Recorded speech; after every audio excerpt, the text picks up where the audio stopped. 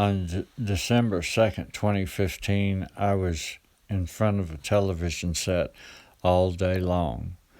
I heard and counted and even made videos of not one, not two, but 13 eyewitnesses that saw 3 tall white men dressed in black body armor doing the shooting. Even had an eyewitness of the men going in and the men coming out and getting in a black SUV and driving off.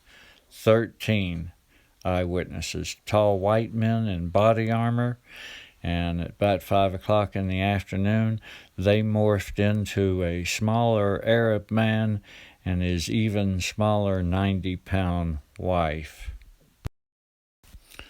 The Farouk family did one of the wisest things they could do, and they got a lawyer. The main lawyer is the fella on the left, who has been attacked repeatedly by the media. He simply asked a few questions on the day. He said, I don't think the wife could even carry all the weapons you all said that she had. And the other one, he just repeatedly kept saying, none of this makes sense. It just doesn't make sense. Unlike any other case I've ever seen, the media was allowed to go into the mean old terrorist's apartment and go through things. Let me show that to you. While you're watching this, look for the items that surprise you that the FBI left behind. It's your first look inside the home of the suspected San Bernardino terrorists. Inside Edition's Jim Murray and other members of the media were granted access to the killer's home by the landlord. How many crime scenes have you been allowed to see? We were there as he had the sheet of plywood that now seals the front entrance pried loose. Got the walls punched out here. The front door's been broken. The patio doors were smashed when the FBI raided the home on the night of the massacre. This place is a complete mess in here. You got broken glass. The house has all the trappings of ordinary family life, not the den of ruthless terrorists, Saeed Farouk and his wife, Tashfeen Malik.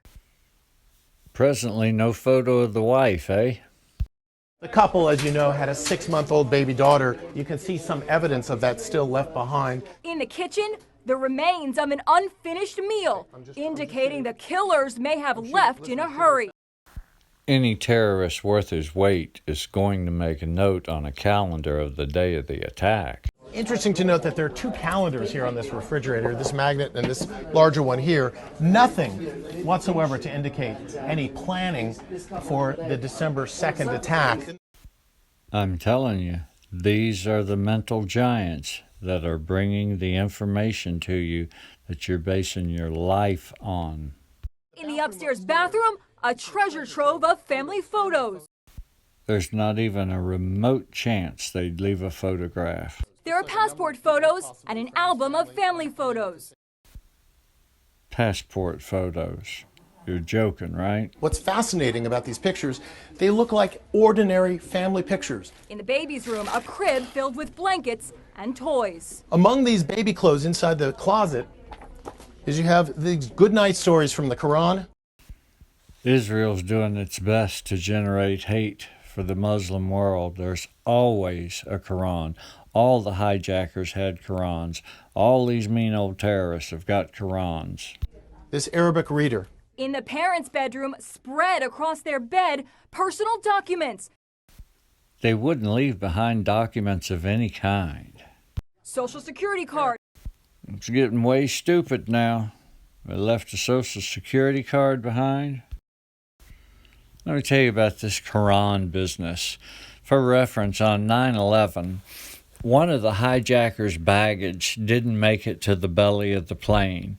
Inside it was a Holy Quran, a letter to a university that he had attended earlier, and a flight manual to fly the very plane that he was on. Now, why would a guy keep that in a suitcase that's going into the belly of a plane that he intends to crash? Another 9/11 example. Three mean old hijackers pull up in a rental car, and instead of going quietly into the airport and performing their evil deeds, they start a huge argument in the parking lot with another man, and he calls the FBI, not the police, and the FBI crack the car open, and there's Qurans everywhere. Wake up, please wake up.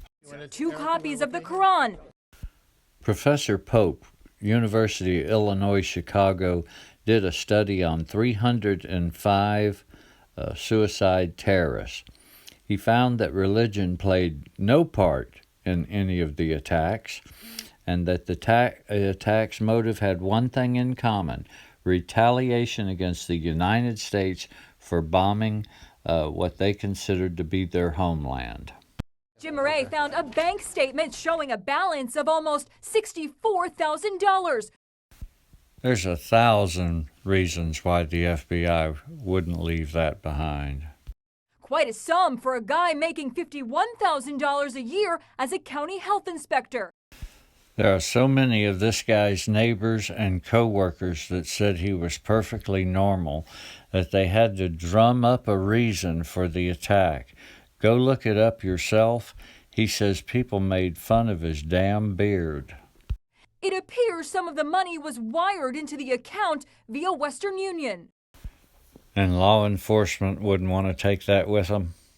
They want to leave it for the video. It's been removed from YouTube, but there was an interview done just outside that apartment. They're interviewing a fella that didn't want to be identified, had a hoodie on and sunglasses, and he said he was in town working on a construction project, and every day he ate lunch at a diner and suspiciously saw Arab men in suits coming and going from the Farouk's house back and forth to the bank. There is no line of sight from the Farouk's house to a diner or a bank. But don't let the truth get in the way. On the night of the massacre, they stuck a microphone in the face of a guy named Aaron Ellswick, and he said, "I just live a couple of blocks away, and I walked over here to see a friend of mine, and she just told me that she saw suspicious activity, but didn't want to say anything for fear that she'd be accused of racial profiling." I found out there was no Aaron Ellswick that lived anywhere in San Bernardino or San Bernardino County. He did contact me and tell me that he told the FBI everything he knew, and he had moved since. Now, that simple statement by a guy that didn't live in San Bernardino was repeated thousands and thousands of times by mainstream media, trying to create the narrative that all the people that lived on the Farouk's street knew he was going to do the attack, but they were afraid to say anything about suspicious activity for fear that they would be labeled as racial profiling. Now, not only did they say it, but it was thrown at these two guys in a presidential debate with 30 million people watching. And I'm going to quote what they said. Chris Christie: "They knew that the Farouks were going to take our country and attack it." Donald Trump said, "The neighbors knew everything. They knew about the bombs, they saw the bombs, and their lawyers probably told them not to say anything so they wouldn't get in trouble." The neighbors didn't know a damn thing. They said he was nice and normal, and there was no suspicious activity whatsoever. How would you like to have been living on that street with half of America thinking you knew that the people down the street were going to commit a terrorist act? I did my homework, and I did my duty as an American citizen to look into this and find the truth. I know that people died. I know that 3 tall white men in body armor did the shooting. I know that this was used to generate hate for the Muslim world.